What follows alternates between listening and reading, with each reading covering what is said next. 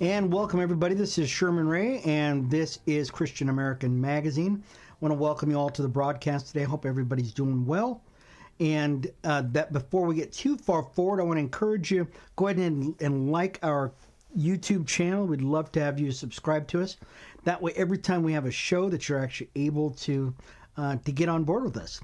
Christian American Magazine, it's all about God moving in the culture. And we're highlighting Christians who are out there, who are on the front line, serving in government, serving in politics. Today's show, we're going to be talking about the first 100 days. We're literally into day number 2 right now. And already, President Trump has done some amazing, amazing things. So we're going to be talking about that on the show today. Before I get too far, I want to encourage you, if you're first time you're watching the show, you'd like to get involved in the talk, go ahead. We're going to be on our YouTube channel. I'm going to go ahead and go over to the YouTube channel right now. And if you would like to get in on the discussion, go ahead and hit us up. We'd love to hear from you. I'm going to go over there right now, as a matter of fact. And I will be able to see your commentaries. And if I'm able to get to the show, I'd love to answer any kind of questions you have.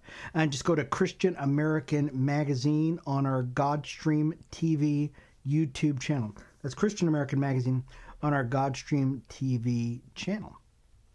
And so, once again, let me make sure I get there, folks, because if I don't, you guys we'll have people on there, and it'll be one of those crazy shows. Okay, I'm there. All right, so if the first 100 days. This has been an amazing time, folks. It's been an amazing time. Donald Trump was reelected to the White House. He was the 45th president. Now he's the 47th president. And what he has vowed to do was to make America great again. And within his first day in office, he signed about 200 executive orders. And we're going to go down the list of some of the stuff that he's done and maybe give a little bit of comment on some of the things that he's done. And once again, if you'd like to get in on the conversation, by all means, go to our Godstream channel, and we'd love to be able to talk to you about what's going on. And I can actually see the comments right now, so go ahead and let us know if you have any comments on it. Or if you'd like to, you can just write to us at christianamericanmagazine@gmail.com. That's christianamericanmagazine@gmail.com. As I said, Donald Trump, the 45th and now the 47th president of the United States, an unprecedented thing.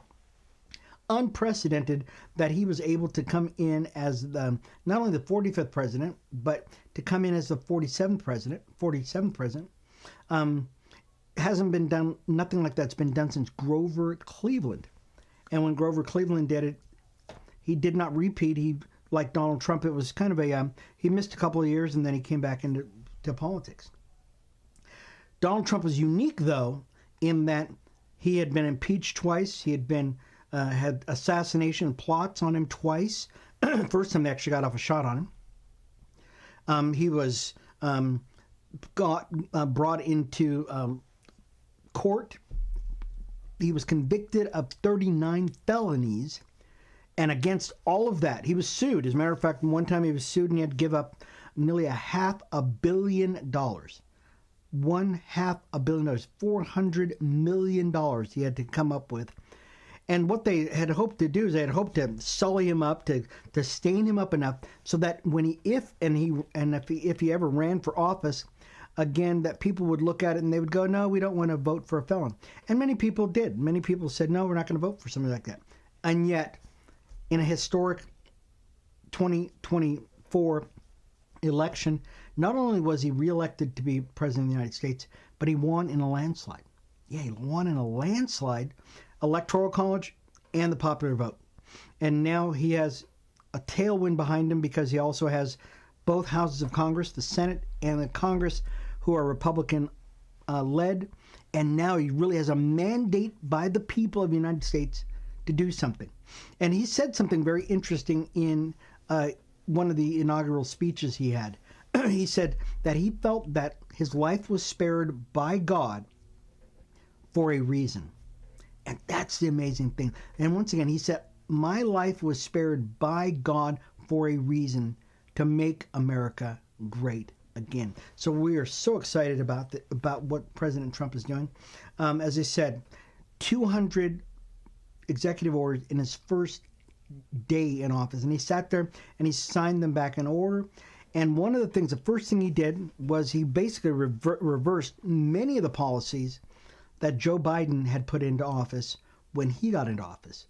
One of the major ones was he closed the border, literally closed the border, which means that all these people that were waiting in line to illegally come into our country are now being turned away.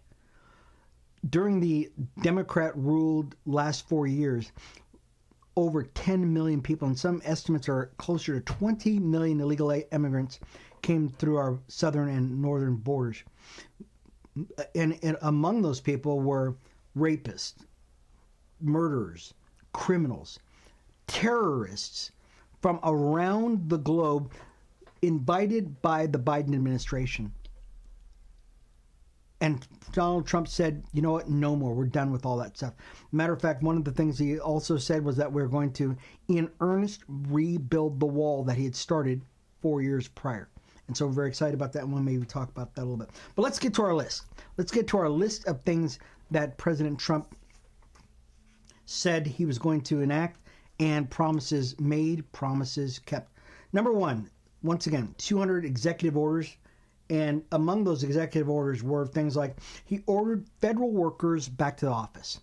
Some of these people who had been in seclusion, some of them for a number of years, have been told they're coming back to the work office.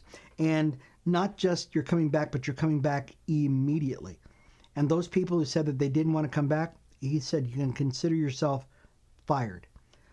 Another thing that he did by executive order was the 87,000 IRS agents have been furloughed with pay, which means they're all fired. And they're going to try to find work for them someplace else. But those 87,000 IRS workers, they said, don't worry about it. You don't have to work anymore because we're going to find another place for you, which is wonderful. As I mentioned before, he's closing the border. And this was amazing. Some of you probably heard about the CBP app that they were using. Now, the CBP app basically was a get into America free card for illegals. And it basically said if you fill in this app on your phone, that you can be assured that when you get to the border, all you've got to do is show the guys at the border that I've got my CBP app, and they let you through for never to be seen again.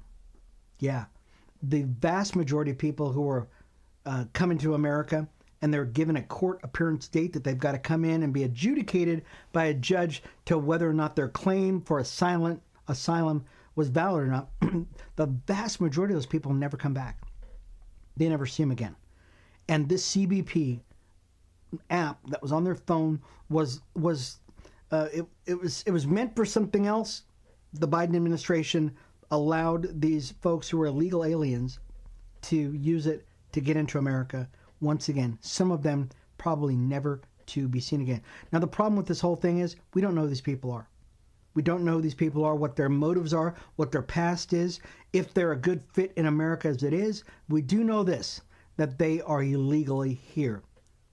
And that is something that President Trump says we're halting that. As a matter of fact, he reinstituted the Remain in Mexico policy, which means that people coming up from Southern America, Latin America, from other parts of the world, Haiti, Honduras, wherever they might be from, if they want to apply for asylum in America, they have to stay in Mexico. You apply in Mexico, or you apply wherever you're at, but you will not get into America. You're not coming into America, then filing for asylum. And the vast majority of the people who are coming into America are not here because they are fearful of their life. They just want a job.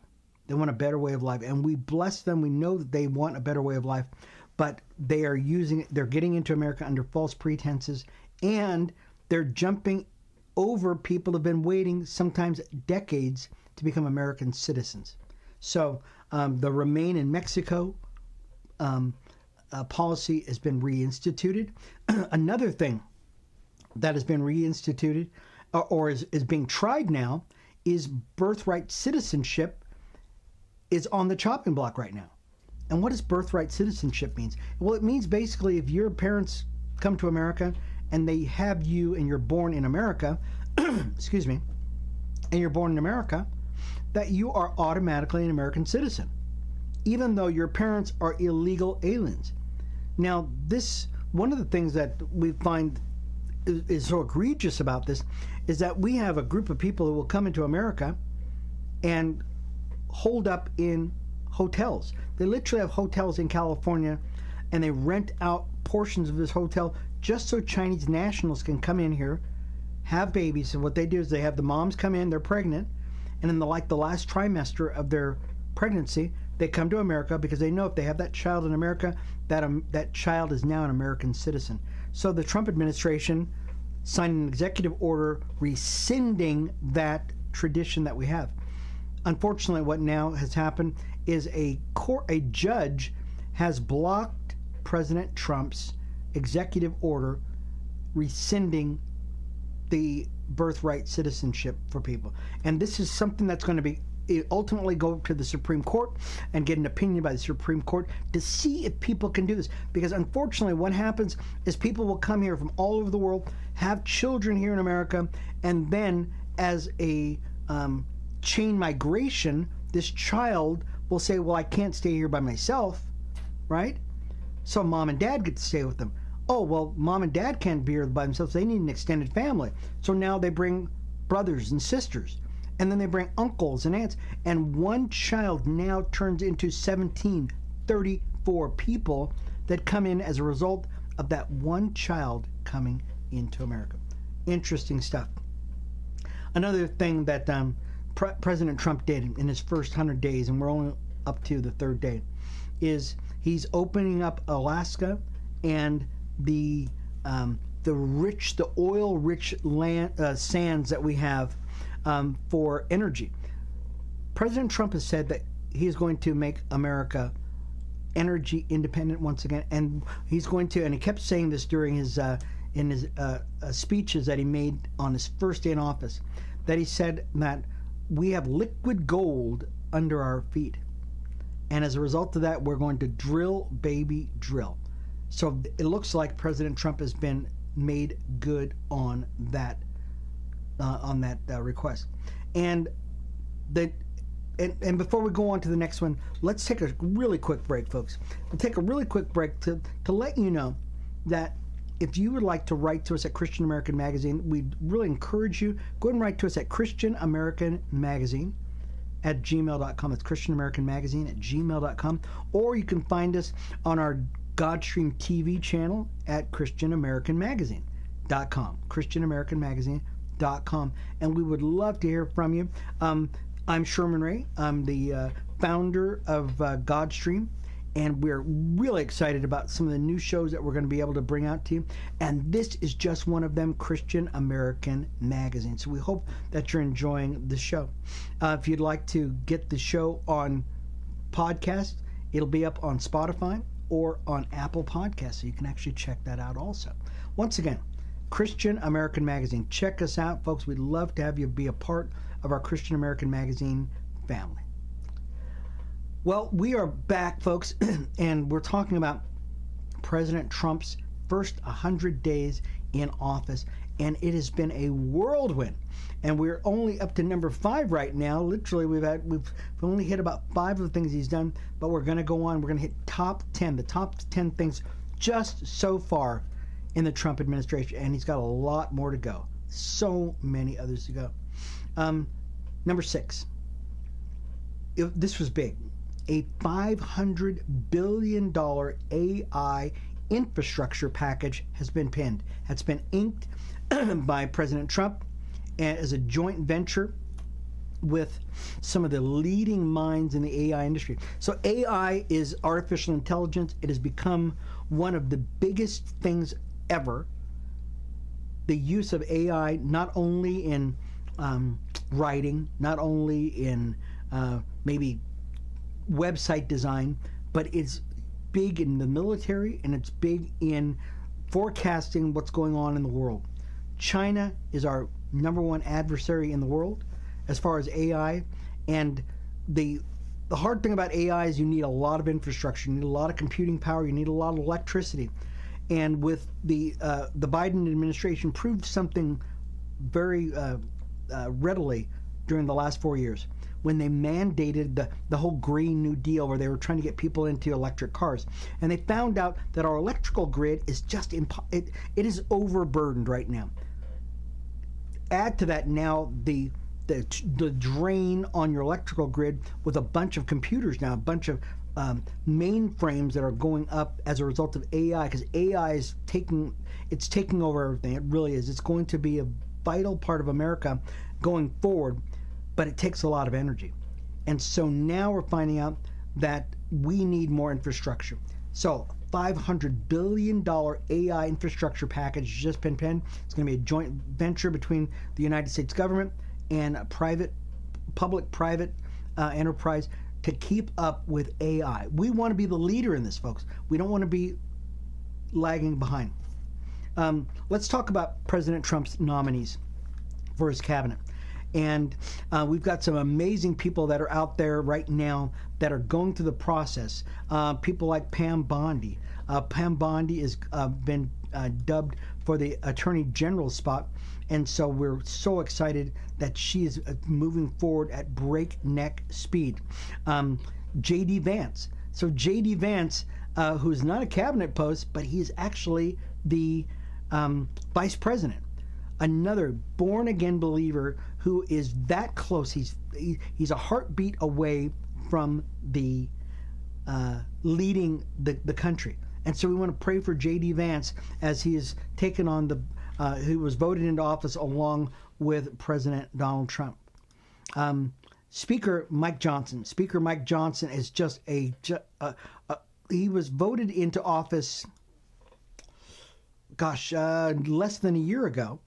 And when he came into office as a result of Kevin McCarthy's failure as a leader,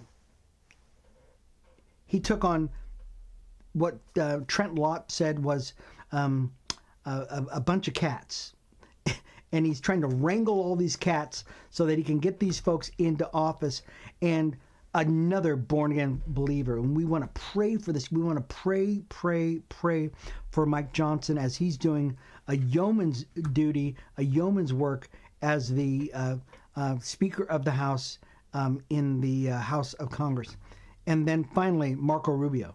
Marco Rubio, who was once a senator, is now he's the Secretary of State, which means he is the mouthpiece in on foreign lands for us, and he represents the United States as the Secretary of State. And we're so excited for him. He left the Senate. He was a senator in Florida, and now, once again, a man who is a born-again believer who has stepped out in a big way. Not only did Marco Rubio want to be president, but when he was asked to serve his country as the Secretary of State, he said, "Yes, sir, I will do that. I'll step down as a senator, and I'll become the Secretary of State." So we're so excited about this stable of people, and there's so many other people who are serving in the cabinet. Pete Hegseth, who is just passed another hurdle as the Secretary of Defense, and it's a uphill battle, but it looks as though he's going to make it. And it looks like all of President Trump's nominees are going to make it to being confirmed. But right now we've got a problem. Yeah, Democrats are dragging their feet. They're dragging their feet on all of the president's nominees, and they're doing as much as they can. So right now what happens is you've got a rule. By rule, the houses of Congress have a 30-hour debate rule for cabinet nominees, and they're going to use every one of them. They're going to use every minute to cajole and to fight and to snarl. But the president has been given a mandate. I want to say it again. Donald Trump has been given a mandate, and the mandate was this: the people of America rejected the left. They rejected DEI. They rejected woke. They rejected the Green New Deal. They rejected inflation. They rejected all the things, the borders being overrun by illegal aliens. They rejected fentanyl. They rejected all of the things that you could imagine, which are going crazy. They rejected tampons in boys' bathrooms. They rejected men competing with women in sports. They rejected the fact that the Biden administration, under his rule, had more transgender people in seats of power in America, representing America, than he did have Christians. They rejected this wholeheartedly. And yet Democrats still do not get it. As a matter of fact, President Trump has said they've closed all of the DEI, or the Diversity, Equity, and Inclusion offices nationwide run by the federal government. Closed every one of them. They've shuttered all the doors. They've told all those employees that we're done with it. We're not going to do it. They've put them on leave right now, paid leave. Okay, they're going to let them transition them out. They're going to put them someplace. But the nation has rejected that. They said the official policy of the federal government is to hire people who are competent. And I know it's hard to believe that you actually have to say something like that, but they said competency is what trumps everything. It's not the color of a man's skin, it's the content of his heart. It's the ability for him to think. It's for him to be able to get the job done. And that is amazing. That is an amazing thing, that a country would actually have to do that. So it doesn't matter whether you're male or female, black, white, Hispanic, yellow, tall, short, or anything like that. Can you get the job done? And Donald Trump said that is what we're hiring first. We're not doing this DEI thing. So once again, the American people have spoken. And what did Democrats say? Well, you've got guys like Al Sharpton and his ilk who are saying, well, why don't we do this? Why don't we boycott all these companies who are rejecting the DEI thing? So they want to call upon the American people who just rejected DEI. They rejected this whole thing. They rejected the fact that, guess what? We should allow girls to be raped without any consequence. They rejected the fact that that these women are having to compete against men in sports. They rejected all of this stuff. And yet Democrats, once again, are saying, let's boycott any company that won't allow us to do those things. Doesn't make sense. Will they ever learn? I don't think so. I don't know. I don't know if they will. But once again, the last number 7 on our list. Nominees for Trump's cabinet are being ushered through, and we're so excited about this. Let's go to another one. And once again, if you're watching this might you be tuning in on the show right now. I'm Sherman Ray, and I'm the host of Christian American Magazine. Thank you guys once again for being a part of the broadcast. We thank you that you're taking time out of your day just to check us out, and we'd love to continue just to be a part of your day. So go ahead and let us know if we're resonating with you, if that's something that if you like the show, you like the content, and if you've got any encouragement, go ahead and write to us at christianamericanmagazine@gmail.com. That's christianamericanmagazine@gmail.com, or check us out online at christianamericanmagazine.com. That's christianamericanmagazine.com. The first 100 days of the Trump administration. President Trump, the ICE and border enforcement folks have arrested over 500 people. They call it the worst first. The big fear that the promise that President Trump said was that we are going to start cracking down on people who have illegally come into the country. Nearly 20 million by some estimates. And since they can't just go after everybody, they're going to go after the worst first. Those people who have not only broken our border policy, they're in the country illegally, but those people who have been violators of our laws, in addition to murderers, rapists, those kind of people. And so in Chicago, in Boston, I believe I saw ICE raids there. and they're just picking them up right and left. Right now, this is day number 3 that or actually day number 2 that Trump has been in office, and Tom Homan and his guys are going around to city after city, and they are just starting. Matter of fact, the president basically said that he is going to enlist sheriff's offices and other agencies with enforcement power to go into these sanctuary cities. And here's the thing about it. We have sanctuary cities where people say we are going to protect these illegals. These people have broken our laws, not just broken our laws to get into the country, but now have raped. On occasion, people have murdered people, and they let them back into our communities. And then they said, we are not going to work with ICE or border enforcement to get these guys and ship them back to where they're at. And so Tom Homan, who is the head of our border enforcement, he's our border czar, says, well, you don't have to help us. We're going to do it anyways. We're coming into your city, we're coming into your state, and we're going to do our job. Whether you like us or not, you cannot stop us. We are the federal government. We have that enforcement mechanism behind us, and we are doing it. And they're doing it. On TV, I wish we had the video of it, because that is just impressive to see these guys starting in the morning, and they're saying, we're going to go after this guy, and we're going to go after that guy, and we're going to go after this guy, and they're taking them away. Another thing, the last couple of things that we want to put on this list is the President Trump said that he's going to release, get this, release the JFK and the RFK assassination records. Now, some of you might not think this is a big deal, but this is a pretty big deal. John F. Kennedy, who was killed in, 62, I believe it is, 61, 62. When he was killed, they sealed the records on his investigation. Bobby Kennedy, the same thing, for 75 years. And people have been speculating that there might have been this and there might have been this. So we don't know. And President Trump says we're releasing those records. And you're going to find out who exactly was a part of this whole thing. So it should be very, very interesting.